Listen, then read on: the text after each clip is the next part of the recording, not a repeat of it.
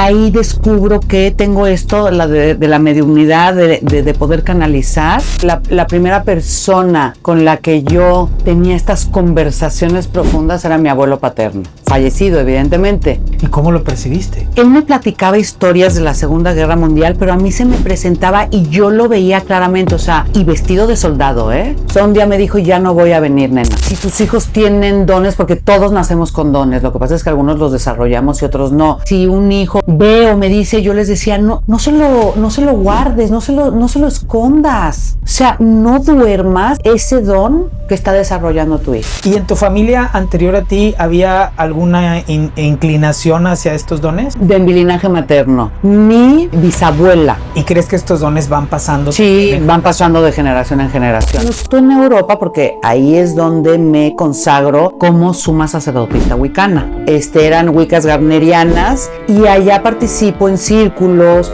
en covens wicanos. O sea, yo soy teta healer. Yo lo que me dedico es a ayudar a la gente en su proceso de sanación, en su proceso de convertirte en una mejor persona. Yo no estoy comprendiendo de por qué estoy anclándome a esta emoción, por qué estoy tan anclada al ego, a emociones de baja vibración.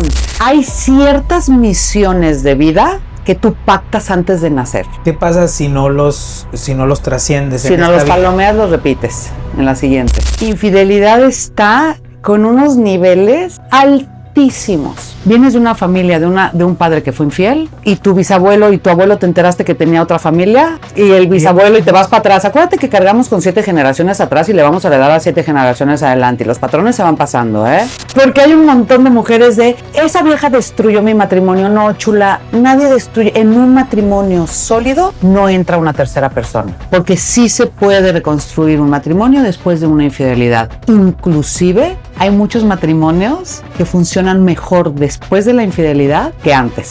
Karin, bienvenida a este espacio de Sergio, energía neutral. Gracias. Muchas gracias por la invitación. No, gracias a ti por acceder y por compartirnos tu mensaje, por compartirnos esto que realizas. Actualmente eres una teta healer muy reconocida, que me encantaría que nos platicaras y abundáramos un poco en eso, pero llevemos ese trayecto. ¿Cómo es que tú descubres que este camino de el misticismo, o cómo le llamas tú, te fue involucrando en este tema? Espiritualidad le llamaría yo. Un proceso de crecimiento. Primero, desde muy chica tenía yo la capacidad de ver. Okay. Veía yo, por ejemplo, la primera persona con la que yo tenía estas conversaciones profundas era mi abuelo paterno. Fallecido, evidentemente. ¿Qué edad tenías aproximadamente? Mi abuelo muere en el 70, yo nazco en el 73, o sea, soy la única nieta que él no conoció. Okay. Y yo tendría aproximadamente, pues, los 6, 7 añitos por ahí. Ya. ¿Y cómo lo percibiste? Platicaba yo con él, pero evidentemente la gente me pregunta, pues, ¿cómo sabes que era tu abuelo? Pues porque había fotos en mi casa de mi abuelo. Lo que pasa es que él peleó en la Segunda Guerra Mundial, alemán, evidentemente. Y le tocó pelear en el frente ruso. Okay. Entonces, él me platicaba historias de la Segunda Guerra Mundial, pero a mí se me presentaba y yo lo veía claramente. O sea, no lo veía como luz, no lo veía como energía, como una voz que me hablaba. O sea, yo veía a mi abuelo conmigo. Literalmente frente a ti. Y vestido de soldado, Okay. O sea, vestido de soldado. Y yo salía con mi papá y le decía, sin miedo, O sea, no era así de, ¡ay! Yo salía con mi papá y le decía, o a la mañana siguiente le decía, oye, estuve con mi opa en alemán es abuelo. Bueno. Estuve con mi opa y me platicó y le decía yo cosas de la guerra, pero no históricas. O sea, no algo que puedes leer en un libro, sino las vivencias de él, de mi abuelo. Y que cuando se lo llevaron a pelear en 1940, y mi papá decía, ¿cómo sabe esta niña eso? ¿Cómo sabe? O sea, ¿cómo sabe Karin tanto, no? Mi abuela paterna vivía, evidentemente, y le decía a mi oma, le decía, oye, ¿tú le platicaste a Karin de mi papá? ¿Cuándo se lo llevaron? ¿Cuándo volvía? ¿Cómo era? O sea, ¿qué fue de la...? No. Y a mi tía, la hermana de mi papá, ¿tú le platicaste? No. Y entonces ahí dijeron, pues, está viendo a Lopa, ¿no? A mi papá. ¿Y fue impactante para tu familia? Descubrir que estaba pasando eso. Fue impactante, no en un sentido positivo de, estás viendo a mi papá, pues oye, pregúntale, No, fue como, esta niña está loca. O sea, sí lo está sabiendo, sí está sacando la información de una parte. Ella está diciendo que ve a mi padre, pero se va al psicólogo. De cabeza.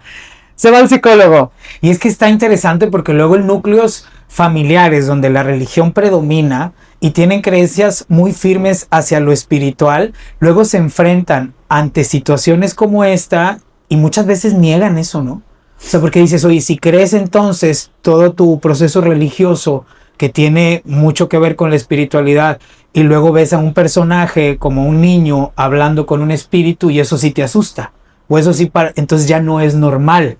Está extraño, ¿no? Esa peculiaridad que se da con crees en esto, pero entonces en esto no. De hecho, la medida, ¿quién la rige? Alguien hablaba de que si tus hijos tienen dones, porque todos nacemos con dones, lo que pasa es que algunos los desarrollamos y otros no. Y esto tiene que ver mucho con los pactos que hayas hecho antes de nacer. Pero independientemente de eso, decían de que si mi hijo tiene B o me dice, yo les decía, no se lo guardes, no se lo escondas. O sea, si tienes un amiguito imaginario y te dicen, mamá, aquí está Juanito, ponle un plato de sopa y ponle un vaso de agua de limón, ponle un plato de sopa y ponle un vasito de agua de limón. O sea, no digas, ay, no, niño, aquí no hay nadie. O sea, no duermas, no mates ese don que está desarrollando tu hijo. Ya. Y entonces, volviendo a lo de mi papá, pues fue la primera persona que a mí se me presentaba, mi abuelo. He de decir que un día desapareció. Ok. O sea, un día dejé de verlo, ya nunca volvió. Con todo y que he tratado de volver a canalizarlo. Incluso ya en este periodo. No, no he podido hablar con él, pero yo sí me acuerdo perfectamente cuando se despidió de mí y he de haber tenido yo alrededor de 15 años, o sea, muchos años después. O sea, un día me dijo, ya no voy a venir, nena. Bueno, eso te iba a preguntar, es que tal vez cerró un ciclo del que tenía que hacer que comprendieras tal vez. Y además, evidentemente, hablábamos en alemán. O sea, él me hablaba en alemán. Nuestras conversaciones eran en alemán. De hecho, me mandaron sobre esa edad, más o menos, a los 14, iba yo a cumplir 14, tenía 13, iba a cumplir 14, me mandaron a Alemania un año a estudiar. O sea, yo creo que dijeron, la saco de México y la mando para allá. Para que se despeje de estas ideas. No, pues sí, pero pues los dones te siguen a donde vayas, ¿no? Entonces me mandaron internada un año a Alemania. Órale. Que fue más o menos el tiempo, te digo, donde se despidió de mí mi opa.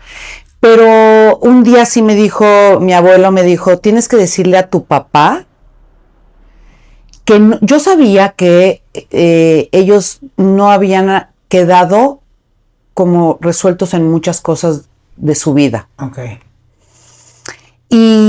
Pero no sabía qué. Mi papá, como buen alemán, mira, es hermético, o sea, muy encasquillado, no demuestra emociones, no.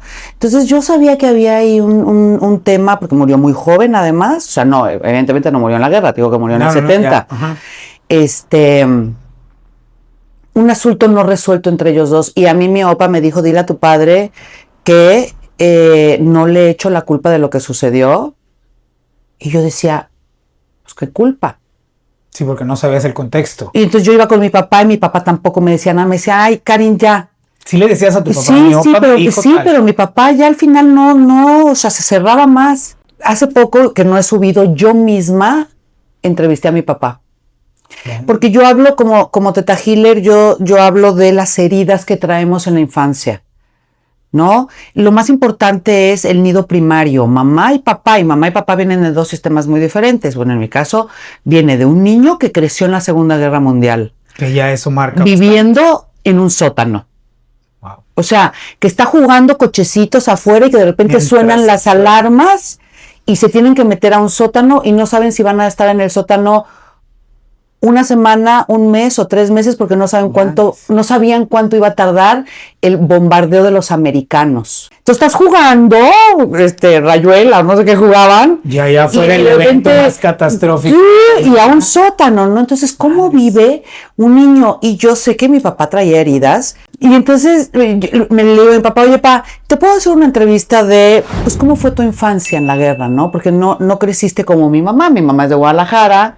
Mi mamá viene de un nivel socioeconómico bajo, mi mamá viene de una familia fanáticamente católica, con un ateo que viene de una guerra, de vivir en un sótano, una que se une con una mujer de nivel socioeconómico bajo, que se unen y se encuentran aquí, y esa ya es otra historia, se casan y tienen unos hijos bien bonitos. Por cierto, by the way.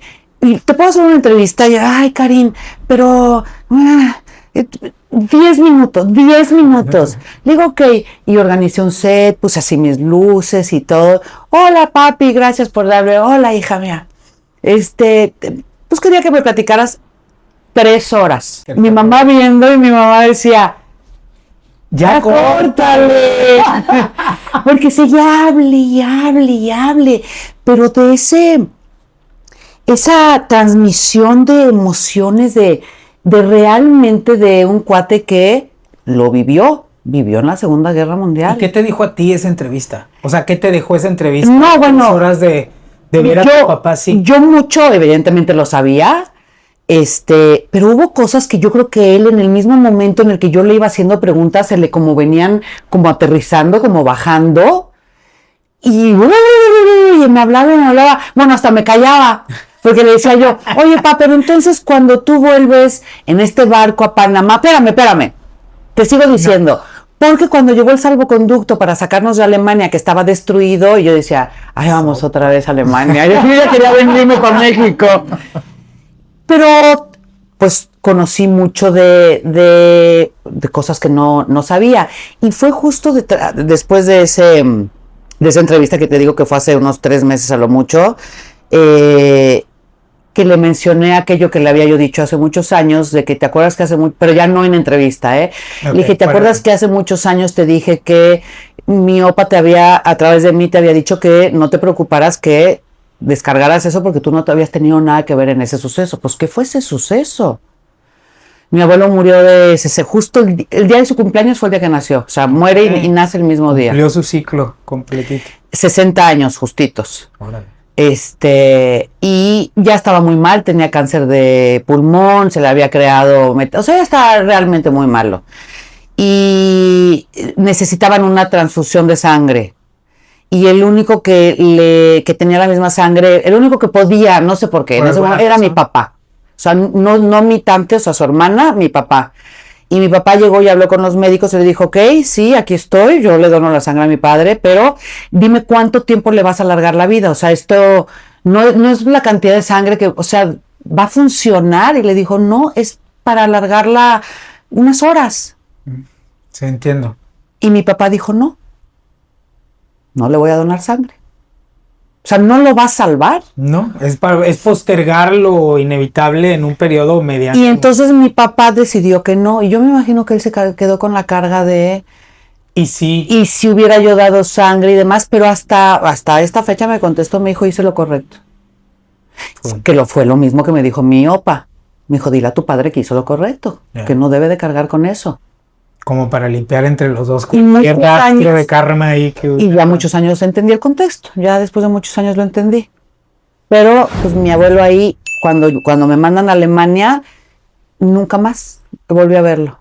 Cool. Y tu pregunta inicial, ahí descubro que tengo esto, la de la mediumnidad, de poder canalizar. Y luego ya pasan cosas en mi vida, un poquito ligeramente, me voy a Alemania, regreso del internado, de la nada me sorprende una viejita con un tarot en la calle, cuando vivíamos ya en Querétaro. Bueno, yo cuando me fui a Alemania, ellos se mudaron a Querétaro, y me sorprende con un tarot de una historia, y ahí empiezo a descubrir que tengo, ¿no?, el tema de la clarividencia, audiencia, de la mediumnidad, y lo empiezo a manejar como, pasa. qué chingón. Es que me llama mucho la atención escucharte hablar de estos temas, particularmente a ti, porque siento que le quitas un poco de el misticismo que estamos acostumbrados a ver cuando se tratan esos temas. Porque hay muchas personas que tienden a estandarizar que una persona por canalizar o por ser medium o por ser tal o cual cosa, tiene que tener un ambiente a su alrededor de cierto tipo. Y creo que tú particularmente eres muy puntual, porque entonces tú lo viviste tal cual. O sea, es un proceso que veo, que siento, que platico y que lo percibo. Y además yo llegaba con mis amigas. No te creas que yo era una gran tarotista. O sea, lo soy, lo fui. Pero no era, o sea, yo nomás llegaba con mis amigas. Yo tenía 16, 17 años. Yo, ay, te leo las cartas. No, vamos a ver qué dice. A ver, vamos a ver. No. O mis amigas llegaban y me decían, oye, pues el novio, o el que estoy saliendo, no sé, ¿no? O sea, no era algo, no era un negocio, no era un tema lucrativo. O sea, era yo así de, ay, a ver, te leo las cartas. Y nació las cartas nada más porque te dan ese mazo. Ese mazo de un tarot egipcio. Y tú ya sabes en ese preciso instante cómo poder interpretar lo que las cartas te decían. Sí, porque yo me lo entregaron en una franela roja, que es la misma franela donde hoy en día se conservan. Ese mazo de cartas no lo leo ya, pero lo conservo. Y en la misma franela roja en la que me la entregaron, esta anciana de Querétaro. Y llega un momento en el que digo, ¿y ahora? ¿De aquí para dónde? Y nada más las abro y empiezo como a recibir información. Y empiezo, te digo, con mis amigas a dar información y demás. Pero pues estás bien chava. Sí, los 16 años. Con un grandón. Estás en la preparatoria, ¿no? Saliendo de la secundaria, entrando a la... Bueno, yo acabé la secundaria internada en Alemania y regresé a la preparatoria a México. Pues también yo quería estar en otra parte. O sea, también yo quería estar en la parte de la fiesta, ¿no? O sea, como que no. Y sí es verdad, y lo he dicho, por muchos años quise dormirlo, el don. Ok.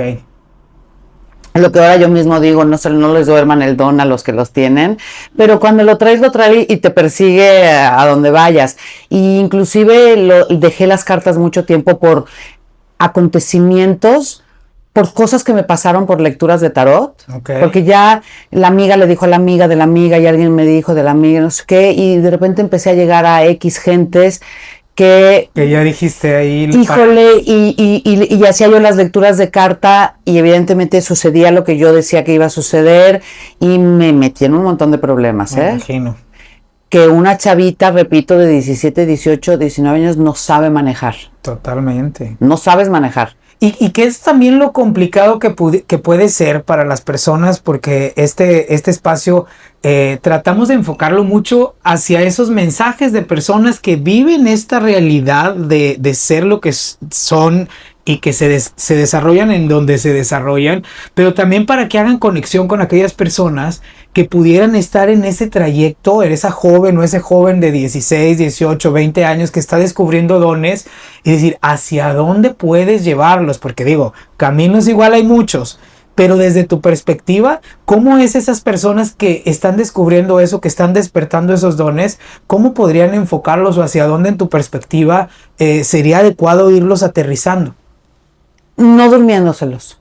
O sea, aceptarlos. Si tu hijo te dice que ve o que escucha o es muy, muy intuitivo y te dice, por ejemplo, mi hijo menor trae el don y lo hace como muy, no, pero cositas tan tontas como hace poco mi hija la mayor chocó y estábamos mi hijo y yo y sonó el teléfono y era ella, pero ella me puede hablar pues para decirme que vaya por pan, que se le olvidó, ¿no? Y sonó el teléfono y estaba mi hijo sentado y me dijo, chocó, acaba de tener un accidente. Ay, cállate. ¿Qué pasó, nena? Mamá, estoy aquí frente a la universidad y choqué. No, mándame tu ubicación, no te muevas, ¿estás bien? Sí, ¿no estás lastimada? No, nadie salió lastimado en el accidente. No, ok, estás aquí, en 2 segundos llego, tranquila, voy hablándole al seguro. Y mi hijo lo sabía. Entonces, ahí es cuando yo le digo a mi hijo, le dije, Max, vívelo, no lo ocultes, no lo guardes. Si sientes esto y de pronto te pasa con amigos o algo, díselo, o sea, claro. no lo duermas, porque es muy bonito. Es muy, muy lindo.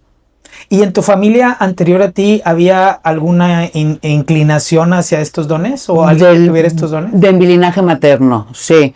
Pese a lo de tan persignados y tan católicos y demás, mi bisabuela. ¿Y crees que estos dones van pasando? Sí, van pasando de generación en generación. Van pasando de generación en generación o vienen de otras vidas también. Ok, qué interesante. Y me gustaría abordar también esta parte de tú te nombras como Wicca, ¿es el término correcto? Sí, bueno, yo soy healer, yo soy terapeuta, o sea, yo soy teta healer. Yo lo que me dedico es a ayudar a la gente en su proceso de sanación, en su proceso de convertirte en una mejor persona, de encontrar tus misiones de vida, porque venimos con contratos, ¿no? Con cosas que pactamos antes de nacer. Y hay veces que no entendemos cuando viene de algún pacto que hicimos antes de nacer, pero vuelvo y repito, en el aquí y en el ahora y en donde estamos, todo lo que nos sucede, gran parte de lo que nos sucede nace en nuestro nido primario, cómo fuimos educados, cómo nos instalaron las creencias de dos sistemas diferentes. Que somos la combinación de ¿Qué nos enseñaron, no? ¿Qué nos enseñó? ¿Cómo vivieron mis padres? A mí no me importa, a mí cuando llegan conmigo a consulta, a terapia, a mí no me importa de la punta del iceberg, a mí no me importa la punta. A mí me importa la raíz. A mí me interesa llegar al fondo, abajo, a romper abajo para que ese iceberg se derrumbe. Ya. O sea, lo que hay arriba es lo que se ve, lo que está en la superficie. Lo que lo sostiene son las creencias limitantes tan arraigadas. Totalmente de acuerdo. Entonces, y eso está muy padre. Me encantaría que le diéramos a profundidad en esta parte, porque creo que, como bien dices, es lo relevante, ¿no? Porque es lo que pasa en tu presente. Pero ya para cerrar el trayecto de tus dones, siento que es muy interesante porque entonces hoy encontraste en el Theta Healing la herramienta para poder desarrollar tal vez ese don que siempre tuviste. Sí. Porque entonces eres Theta Healer, pero no por ser Theta Healer en sí, sino porque ya habías desarrollado tal vez y expresado tus capacidades para poder sanar. ¿O crees realmente que te convierte en una mujer sanadora el hecho de ser Theta Healer? No, sí, a ver, me convierte en una mujer sanadora. Primero, mi vida, mis procesos de vida, mi experiencia, todos los estudios, y súmale la parte que tengo abierta a la intuición, a todo eso. Okay. Pero, y ya para cerrar eso, porque de hecho no suelo hablar de eso, yo lo dejo, o sea, lo suelto un día, me caso, me fui muchos años a vivir a Europa, muchísimos años a vivir a Europa, el tarot se guardó, se quedó ahí, la gente me buscaba, yo decía, no lo leo ya, no lo leo. Y como que no desconecté, pero como que no. Sí, lo dejaste ahí. Lo dejé, me casé, me fui a vivir a Europa muchísimos años, y ahí justo en Europa, porque ahí es donde me consagro como suma sacerdotista wicana. Ok. Es ahí donde entro a un coven con un cierto grupo de chicas que encontré en el camino por peregrinar en Europa. Había chicas de Hungría, había chicas de Irlanda, o sea, y entonces ellas pertenecían a la religión, si se le puede decir, wicana. Eran wiccas garnerianas, y allá participo en círculos, en covens wicanos, y luego ya nacen mis hijos, lo dejo a un lado, hay un montón de sucesos en mi vida y vuelvo a México a vivir, y aquí es cuando otra vez de golpe llega todo de nuevo. Y ahí es cuando empiezo con el máster de mindfulness, con el máster de Theta Healing. Pero a mí sí, Semiología de la Vida de Alfonso Ruiz Soto, que es maravilloso. Pero a mí lo que me hizo completo sentido es el Theta Healing. Ya, ese es un tema que está muy interesante que lo toques porque descubriste diferentes opciones, Sí. incluso, como bien nos comentas, exploraste tal vez otras formas de llegar al objetivo, que era ser una transformación o un factor de transformación en las personas, pero porque el Teta Healing... En mí, ¿eh? Primero Empezando en en ti, mí. claro, eso también para mí es muy interesante porque desde la congruencia, entonces puedes compartir esa herramienta, pero ¿cómo llega esto a ti? O sea, yo hoy en día digo, yo siempre digo en todas partes, no soy una mujer feminista. Lo digo en todos mis videos, yo no soy feminista. Yo a mí esta corriente de feministas, no, yo digo, la mujer está loca de atar, solo hay que estar viendo lo que hacen en la calle y golpean y agreden y humillan o sea, las mujeres que alienan a sus hijos por 4 pesos, 5 pesos y le quitan de dejarle de ver a los niños al papá y yo digo, uy, uy, uy, pero claro, luego digo, been there, done that. O sea, yo fui ese tipo de mujer. Ya.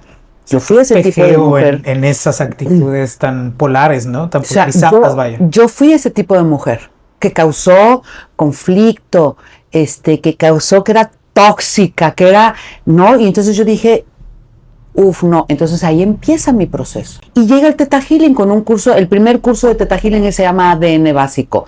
Y de ahí, en aquella época, eran 16 materias. Y entonces ya veo que me resuena, veo que esto sí me está sirviendo a mí, que estoy viendo un cambio en mí, que estoy transformando mi vida, que estoy encontrando mis heridas de la infancia, que estoy encontrando todo lo que me instaló mi papá y todo lo que me instaló mi mamá, que esto no me sirvió, porque muchas veces no solo son creencias limitantes, Claro, ¿no? claro. Esto no me sirve, esto no es mío, esto es tuyo.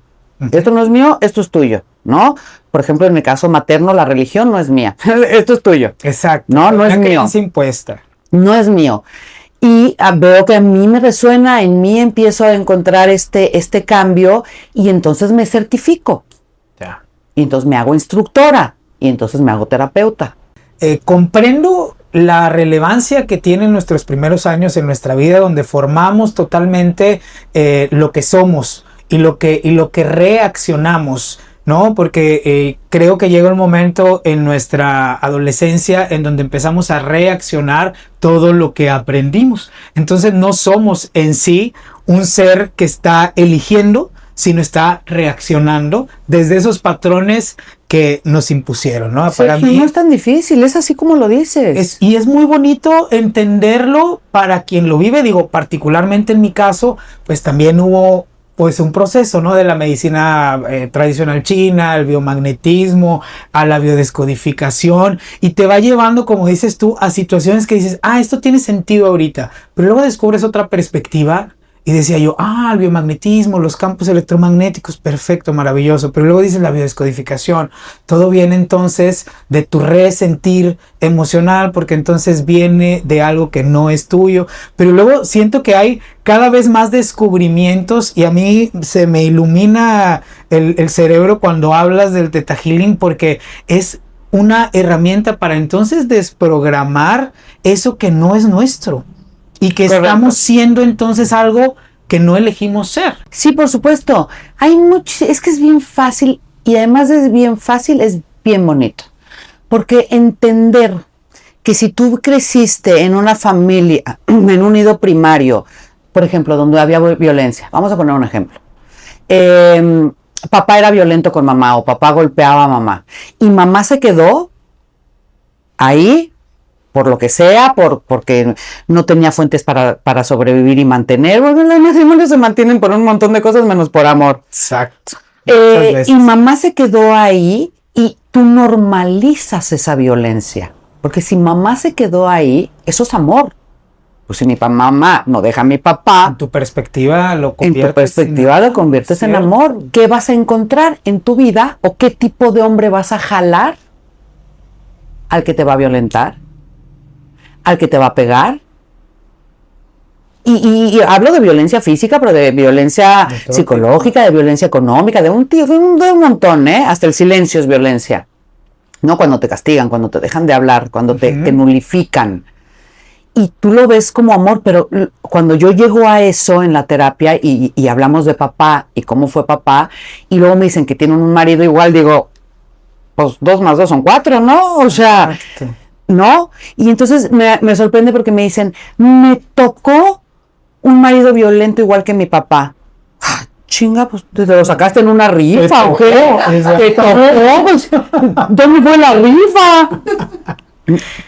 Tú lo escogiste desde tus carencias. ¿O te vas a las polaridades, será? Porque a lo mejor no te conviertes en el verdugo, pero te conviertes en la víctima. Y normalizas y aceptas desde esa polaridad el que... Pero vuelves a caer en lo mismo.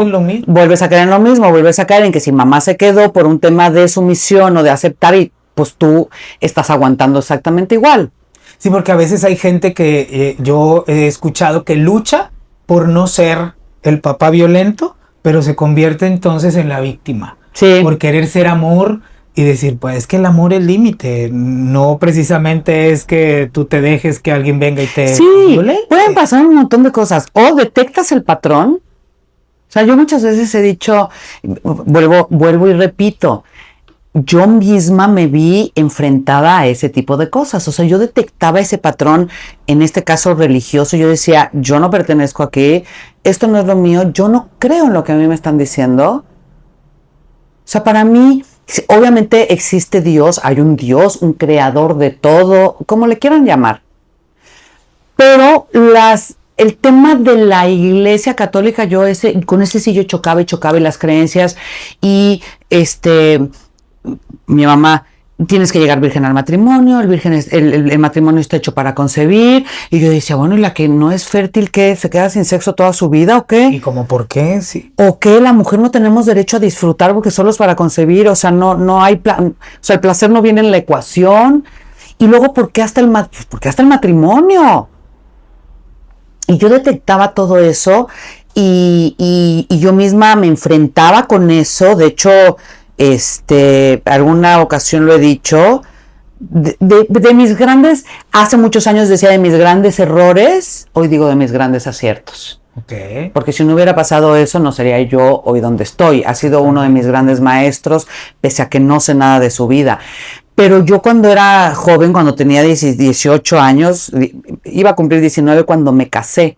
Ok, súper jovencita. Pero me casé escondidas, o sea, hoy ya me río y le digo, ay, es la boda de Kermés. Esa no cuenta. Esa no cuenta. Porque me casé porque estaba con el tema de la hormona. Pues tú tienes 18, 19 años, él era 2 años mayor que yo, tenía 21, 22, por ahí, y entonces estábamos y yo tenía mis creencias bien marcadas. Bien marcadas hasta que te cases, es pecado mortal, es pecado, y tienes que entregarle el amor y el ser y tú. Yo decía, puta, ¿cómo rompo esto? Y en vez de romperlo con un me vale madre el matrimonio, o sea... ¿Te casaste? Pues fui y me casé. Para poder tener intimidad. Sópate. Imagínate nada más. Pero qué poderosas entonces se convierten nuestras creencias. Por supuesto, y entonces fui y me casé. Y me casé literal saliendo de una peda. Nos casamos en el registro civil. ¿Quién firma? Oye, ¿tienes algo que hacer? No, oye, ¿le firmas de testigo? Oye, una amiga que andaba conmigo. Oye, tú y tu marido nos firman de testigo. Y nos firmaron de testigo y nos fuimos a casar al registro civil a escondidas. De plano. Yo regresé a vivir a mi casa. Él regresó a vivir a su casa y éramos novios. Entonces él iba por mí. ¿Y no sabía tu familia que nadie?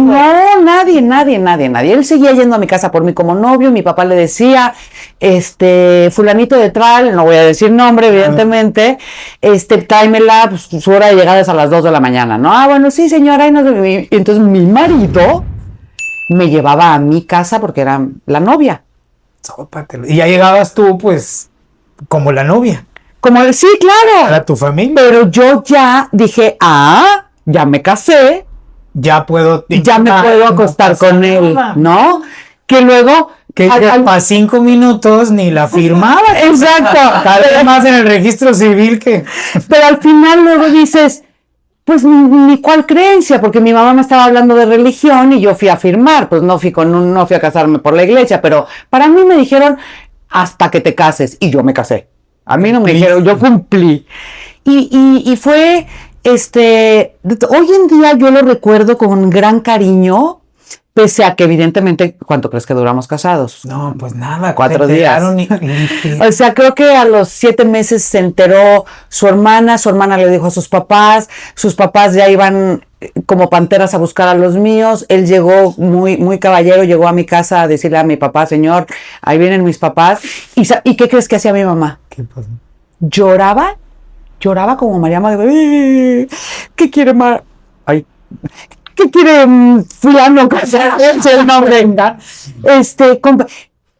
Estás embarazada. No, mamá, no estoy embarazada.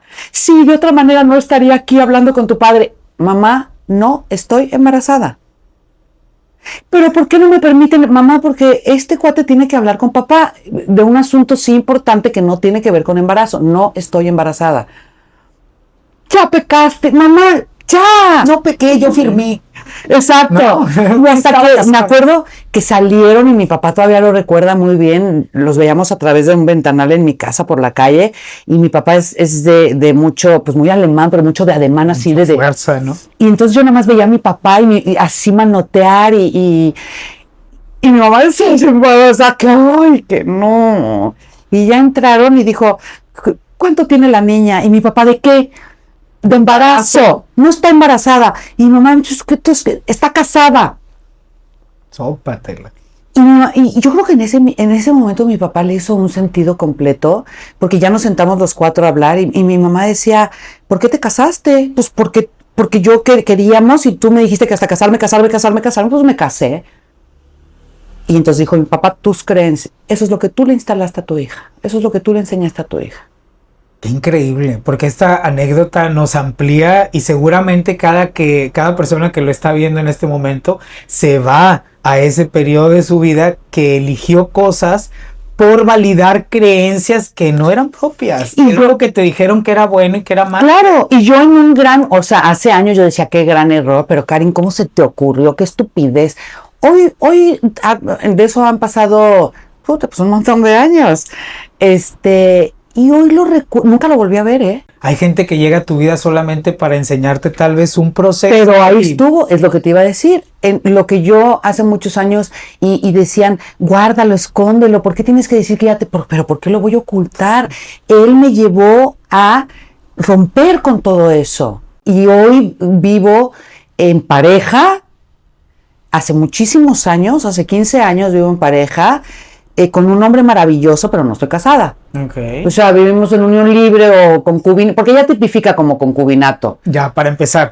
No, pero ambos decidimos no casarnos. O sea, de esa manera, es que también el compromiso que es, ¿no? O sea, amor es amor, el amor. Persona exacto, que eliges diariamente. Con la que eliges, punto. O sea, somos 2 personas que elegimos caminar juntos una vida.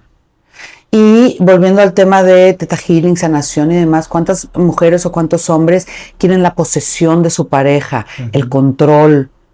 Es que somos uno mismo, no son uno mismo. Cálmate, Timbiriche. O sea, esa es una canción. Somos 2 personas con nuestra propia individualidad. O sea, yo vengo con unos amigos, una familia, tú vienes con cosas y a la hora de unirnos compartimos. Muchas veces confundimos precisamente por las creencias de lo que creemos que debe ser una pareja o que nos enseñaron que debe ser con una pareja y tendemos a querer individualizar una relación de 2 cuando al ser 2 la magia sería, como decíamos ahorita, elegirte constantemente siendo quien eres.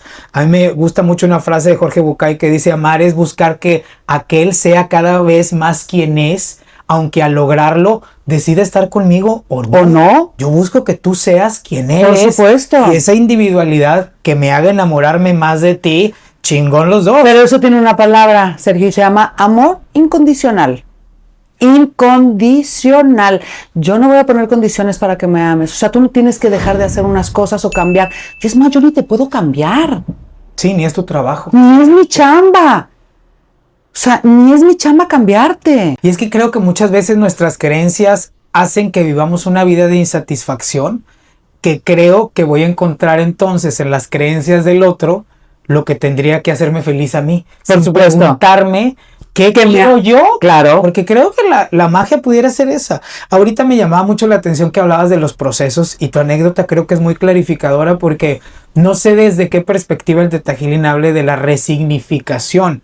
Porque entonces cuando un proceso que viviste en tu vida le cambias el significado. Es decir, no fue la peor estupidez que cometí en mi infancia, en mi juventud, sino fue un proceso de amor que me ayudó a entenderme, se le pudiera llamar resignificación. Sí. Y eso cambia totalmente la historia que te cuentas. Completamente la cambia. ¿Cómo llegamos a eso? Porque hay mucha gente que está y tan involucrada en sus creencias y en sus ideales. Terapia de sanación. Además yo empecé el Theta Healing, pero también yo voy con una healer. Yo no voy con psicólogo, yo voy con una healer, que también es Theta Healer. Okay. Es de generaciones más arriba que yo. Y ella es maravillosa. Yo voy con ella hace muchísimos años. Para mí la terapia constante en una pareja, en una persona, es interior. No es porque voy a terapia porque traigo una bronca, no. Es porque me estoy transformando, estamos en constante transformación. Quiero encontrar mi mejor versión, quiero salir de esto. ¿Qué no estoy comprendiendo de por qué estoy anclándome a esta emoción, no? Uh-huh. ¿Por qué estoy tan anclada al ego, a emociones de baja vibración? ¿Por qué es que choco tanto con esta pareja o con esta amiga o con esta persona? En el camino a la sanación, uno va dejando personas que se van quedando en el camino, personas que quieres. Yo he tenido que se han quedado atrás. Se han quedado. Y no las dejo de querer, simplemente yo me muevo ya para un lado y mis amigos o X personas se movió para otra. Pero inclusive, ojo con lo que voy a decir, te puede suceder con tu pareja. Tú puedes estar completamente enamorada, te casas y llega un momento en el que ya no, y es momento de en amor y por amor, soltar. Pero quien tiene la jaula cerrada, y como ya me casé contigo y yo dije que era por los siglos de los siglos y hasta que la muerte nos separe, que ese es un juramento terrible. Sí, o sea, una sentencia más que... En la salud, en la enfermedad y hasta el último día de nuestra vida. Y si en el camino cambiamos... Uh-huh. ¿Qué pasa? Que entonces ya como hice ese juramento, la jaula se cerró y me quedo en este matrimonio donde soy violentada o violentado, hago mujer o hombre. Sí. Donde soy violentada, donde soy no vista, empiezan a salir todas mis heridas de niña. Entonces ahí es donde ves lo que viene de papá, de tus sistemas. ¿Qué viste? Vuelvo y repito lo mismo, ¿qué viste en la casa? Claro. Y me gusta que lo ves desde la perspectiva no del feminismo, porque esto aplica tanto para hombres como para mujeres. No. Si no estás en un lugar donde eres feliz, replantéate entonces qué es lo que sí quieres y analiza si esto que estás viviendo te lleva a ese objetivo, ¿no? Porque entonces nos cerramos, como bien dices, a esas creencias y creo que ahí está, como bien comentas, la base que nos tendríamos que preguntar más allá de si esta persona es buena o no para mí, será preguntarnos hacia nosotros mismos, hacia dónde me quiero dirigir o a qué estado emocional quiero llegar. Y además, lo primero yo. O sea, ámate. Si tú no tienes amor dentro de ti, ¿qué vas a dar?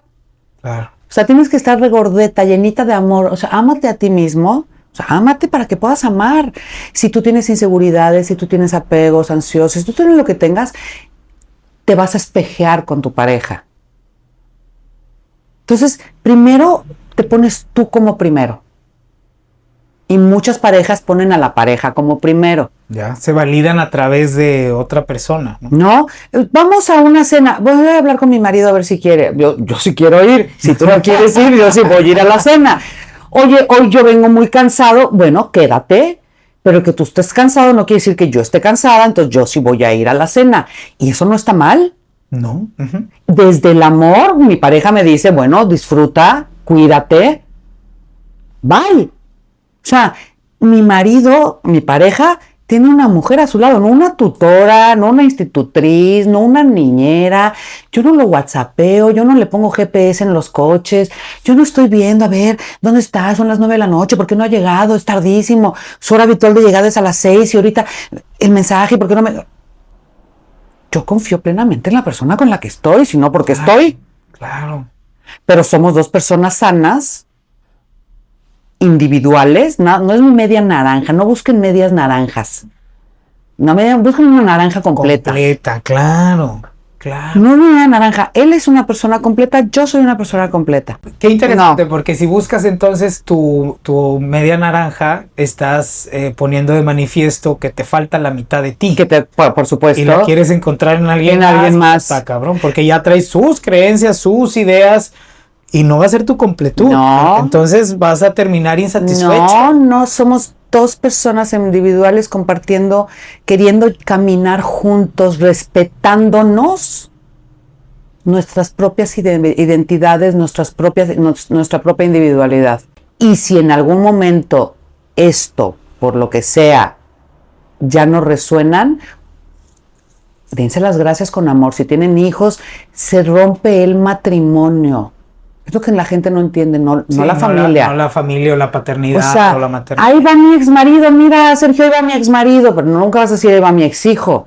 Sí, claro. O sea, te divorcias de la persona.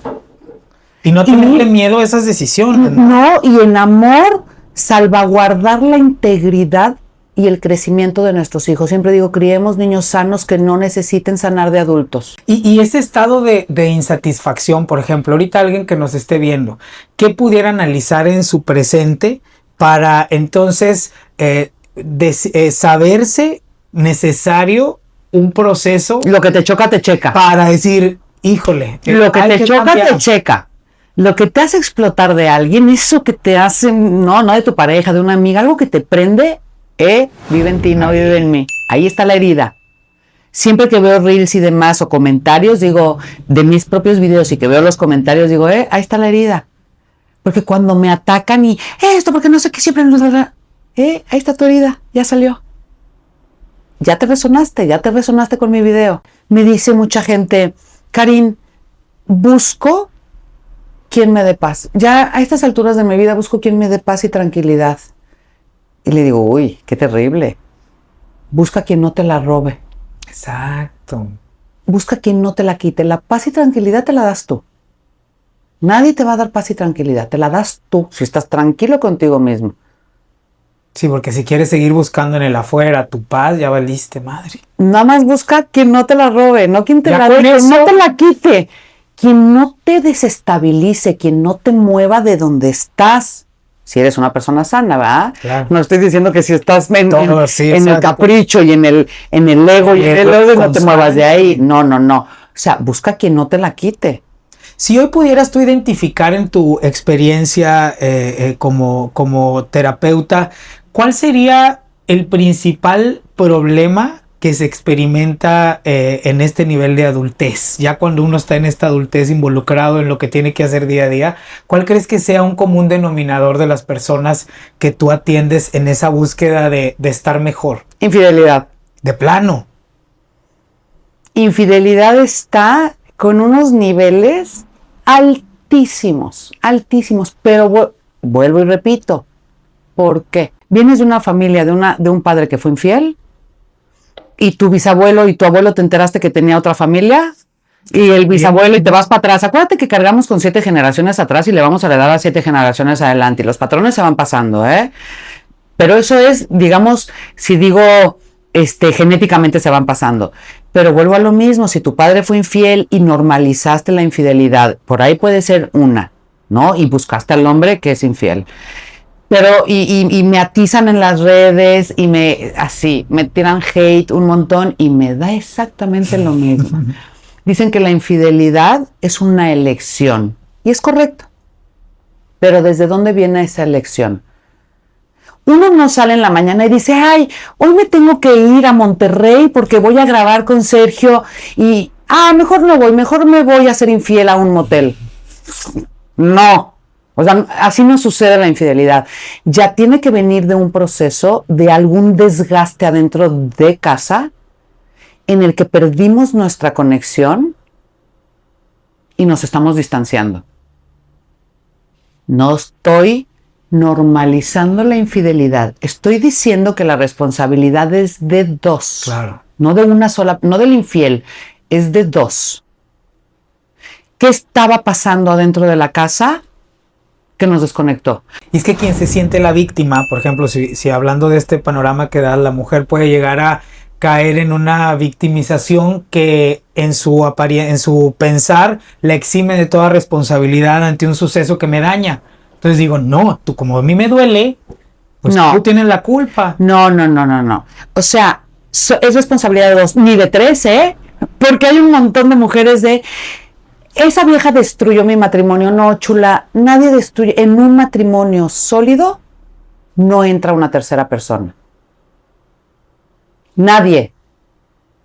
Si estamos unidos, si estamos en diálogo, si estamos en comunicación, nadie nos va a venir a desequilibrar nuestra paz, nuestra armonía, nuestro amor. Si somos un matrimonio sólido, nadie nos va a venir a mover. Claro. Pero para que una infidelidad suceda, algo ya está pasando adentro.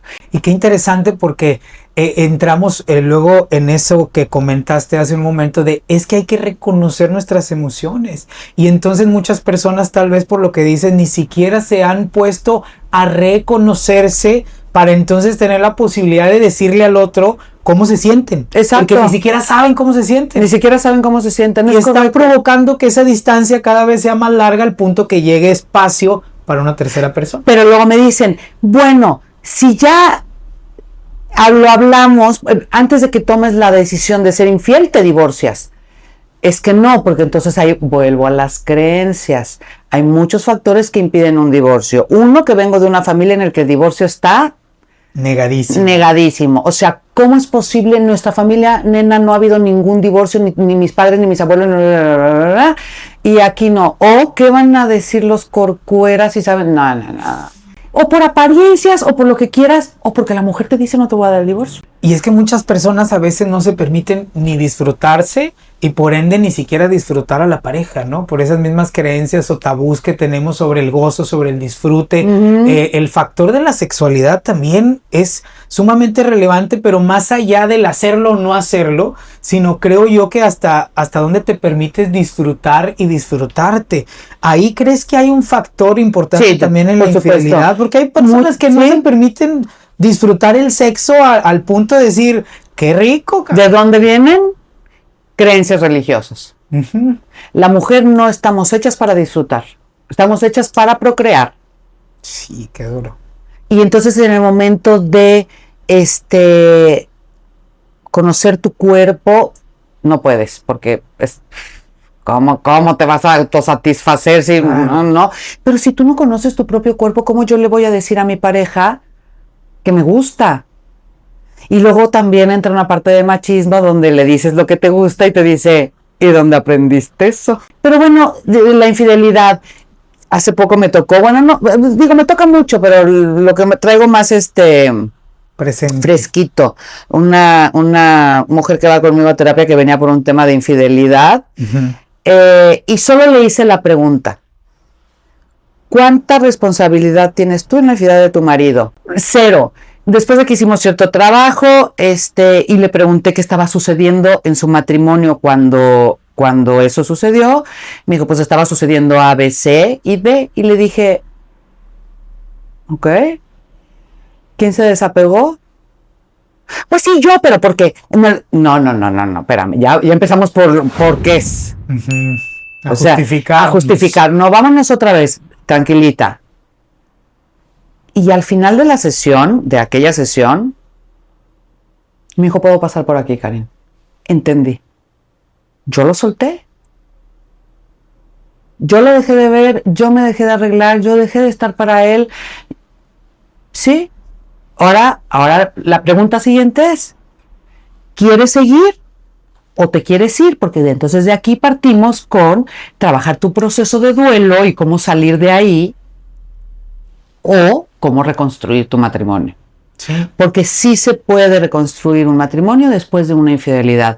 Inclusive hay muchos matrimonios que funcionan mejor después de la infidelidad que antes. Y es un tema polémico, pero volvemos a la resignificación. Si entonces la historia que te contaste es que tu marido tuvo toda la culpa de una infidelidad y tú eres la víctima, a la resignificación de decir, entonces yo tuve que ver y juntos llegamos a esto y lo resignifico con amor, bueno, encontraré cuál es el maestro en esta situación. Y tengo muchos videos que hablan de infidelidad y me comentan, o sea, además de cuernuda pendeja, sí, correcto, hasta que encuentres el para qué tuviste que pasar por esto. ¿Para qué pasó? Abre los ojos. Un matrimonio sí se salva, por supuesto, se reconstruyen de una manera muy linda, siempre y cuando ambos, uno, por amor decidan continuar y reconstruirse. Cuando uno ya no quiere, no hay manera. 2, ambos acepten su responsabilidad. A mí hablar de culpa, la culpa a mí, la palabra culpa... Es un peso muerto que estás cargando innecesario. Ambos acepten la responsabilidad. 3, la comunicación y hacia dónde queremos ir. Queremos seguir juntos, queremos continuar, pero no por los niños, no porque qué va a decir Lupita Corcuera, no, o sea, queremos continuar, o sea, en serio queremos continuar juntos. ¿Me amas? Sí. ¿Te amo? ¿Me amas? Sí.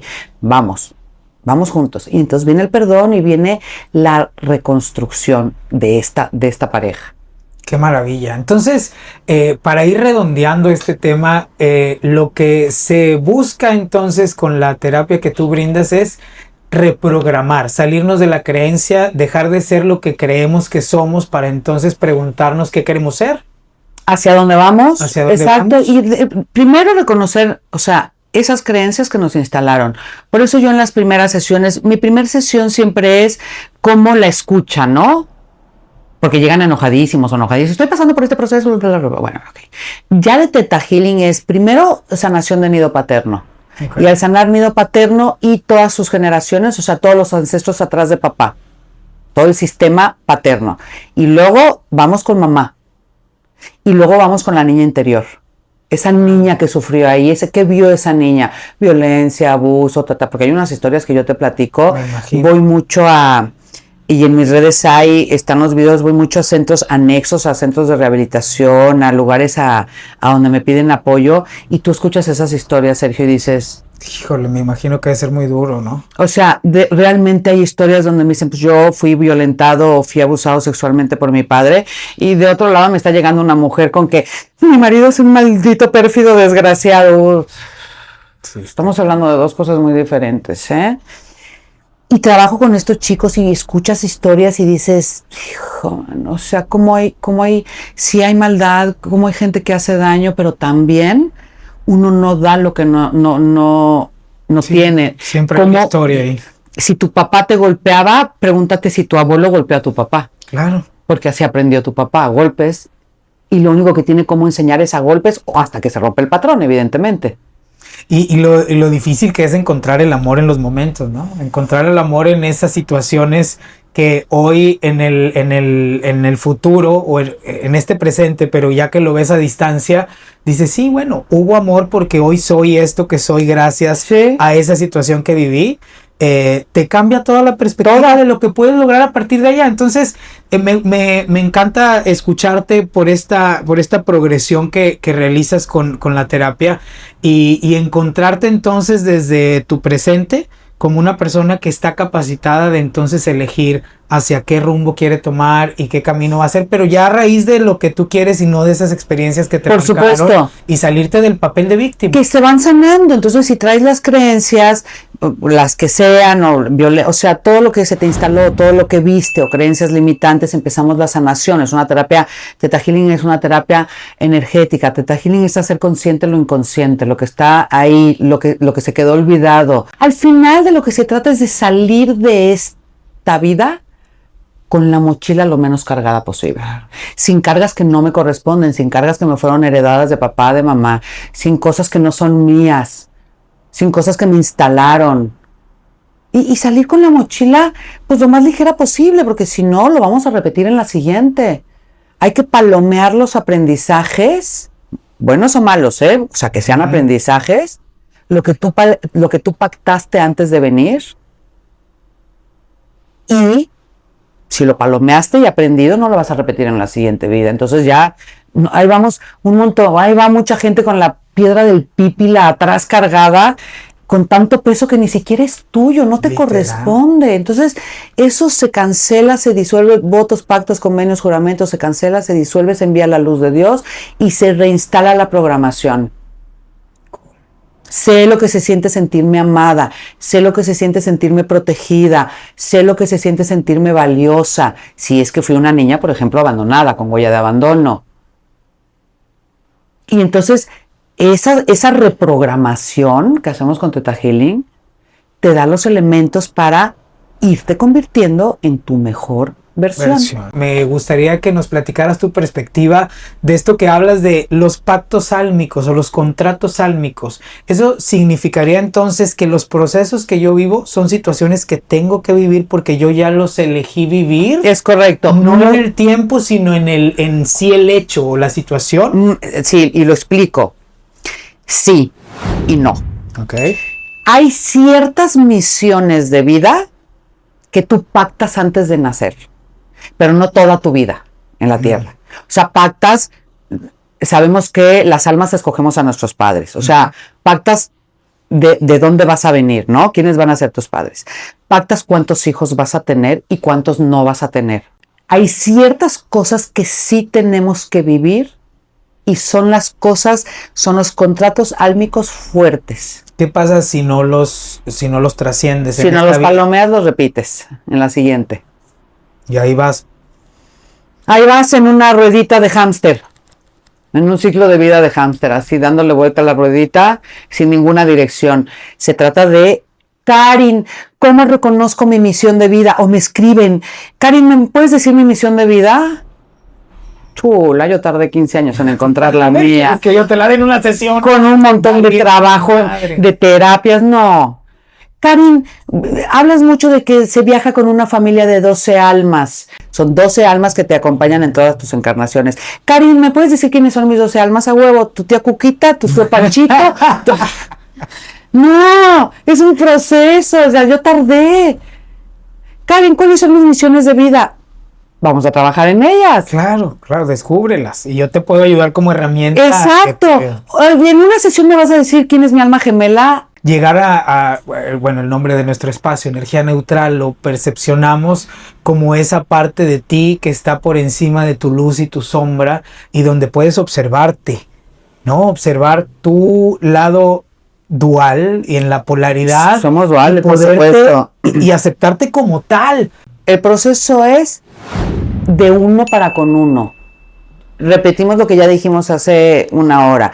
No es cambiar a los demás, es transformarte tú, tu proceso de transformación. Ser un mejor ser humano, y ser un mejor ser humano te va a hacer ser mejor padre, mejor madre, mejor hijo, mejor pareja, mejor amigo, mejor absolutamente todo. Sí, entender que vibración, frecuencia y resonancia, no puedes esperar que llegue algo a tu vida por lo cual no has vibrado, frecuenciado, y por ende resonancia. Y absolutamente sobre todas las cosas, amor, el concepto de amor incondicional.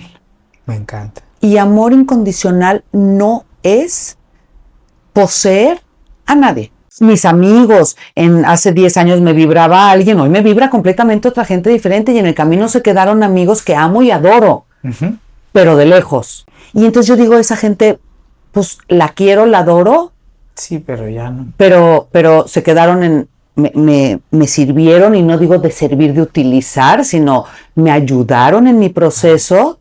Y yo evolucioné para otra parte. Busquen esa parte de evolucionar, de convertirse en una mejor persona. Porque al final, en las 7 generaciones que digo, cargamos con 254 ancestros atrás de nosotros. Sopas. Y eso desde 1580 y no sé cuánto que no sabíamos. Yo digo que en todos los árboles genealógicos hay de todo, abuso, violencia, pero pues no lo sabemos. Pues hay que sanar. Karin, qué maravilla poderte escuchar, muy interesante todos los planteamientos que hoy nos compartes en Energía Neutral. te queremos de verdad agradecer tu espacio, tu tiempo.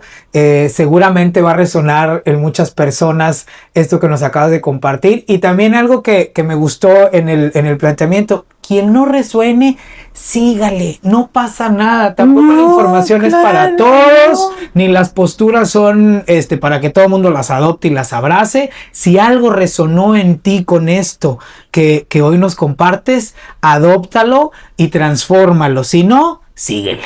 Exacto, ¿verdad? o sea, que te resuene, ser un mejor ser humano, es nada más. Sé feliz. Con la terapia que tú quieras, con lo que te resuene en el camino, en lo que vayas descubriendo en tu camino. A todos nos llega una noche muy oscura del alma que decimos, ya toqué fondo y ahorita para abajo ya no hay nada. Exacto. Es para arriba. Yo hoy puedo decir, y ojo que no lo digo de una manera soberbia, yo hoy puedo decir que yo hoy, Karin, estoy en mi mejor versión. Ojo, hoy. Mañana sucede algo y me pone una ola, llega y me pone una revolcada y digo, ¿cómo salgo a tomar aire? Porque esto no me lo esperaba. Y bueno, a trabajar. Exacto. Yo tengo los elementos, pero a trabajar. Exacto. Pero hoy, si hoy fuera mi día en el que ¿te tocase? me toca entregar el equipo, no le debo a nadie y nadie me debe nada. Qué maravilla. Ojalá que todos podamos aspirar, y la gente que nos ve, a terminar así, como dices, con un equipaje ligero, con la responsabilidad de ser feliz diariamente por ti, de amarte, de conocerte, de reconocer tus emociones, y de ahí dejar un mundo mejor que como estaba. Conviértete en el observador de tu luz y de tu sombra, porque ahí vas a encontrar un buen camino para transformarte. Exacto. Qué maravilla. Gracias, Karin, por esta plática. Gracias a ustedes. Por compartirnos tu energía neutral. Y espero que no sea la última ocasión que nos veamos y que podamos seguir charlando en este espacio. Pues no, me dije, este año, cuando empezó el año, dije, voy a ir a Monterrey 2 veces, creo que ya es la 7ª que vengo. No sigo viniendo a Monterrey.